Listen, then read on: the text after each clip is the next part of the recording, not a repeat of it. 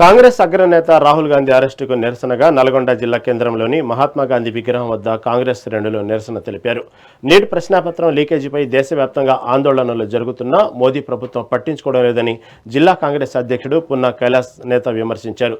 లీకేజీకి బాధ్యత వహిస్తూ ప్రధాని మోదీ, కేంద్ర మంత్రి ధర్మేంద్ర ప్రధాన్ రాజీనామా చేయాలని డిమాండ్ చేశారు.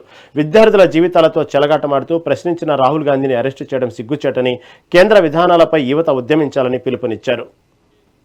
రాహుల్ గాంధీ గారు మరి నిన్న ఢిల్లీ కేంద్రంగా విద్యార్థులు నీట్ పరీక్షలో ఏ రకంగా అన్యాయం జరిగింది, మరి మోడీ గారు సమాధానం చెప్పాలి, మరి విద్యాశాఖ మంత్రి అయినటువంటి ధర్మేంద్ర ప్రధాన్ గారు రాజీనామా చేయాలని చెప్పేసి ఆందోళన చేస్తున్న సందర్భం లోపల వారికి సంఘీభావం ప్రకటించడానికి వెళ్తే మరి వాళ్ళ మోడీ గారు తన మిలిటరీని పోలీసును ఉపయోగించి అటు మల్లికార్జున ఖర్గే గారిని, అదేవిధంగా ప్రియాంక గాంధీ గారిని, రాహుల్ గాంధీ గారిని గాయపరిచి తన పాశవిక పాలనతోటి మరోసారి ఇవాళ ప్రశ్నించే గొంతులను అణచివేస్తామని నిరూపించినారు. 25 లక్షల విద్యార్థుల జీవితాలతోనే ఆటలాడుకుంటూ మరి ధర్మేంద్ర ప్రధాన్ గారిని రాజీనామా చేయమంటే నిమ్మకు నీరెత్తినట్టు వ్యవహరిస్తూ ఉన్నారు. దేశ ప్రజలకు సమాధానం చెప్పమంటే మోడీ గారు కానీ అమిత్ షా గారు కానీ ఏ రోజు మరి దేశ ప్రజలకు వివరణ ఇవ్వలేదు.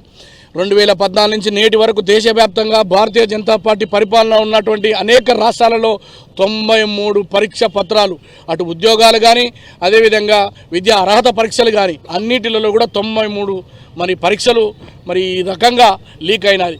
దీనికి సమాధానం చెప్పమంటే చెప్పరు.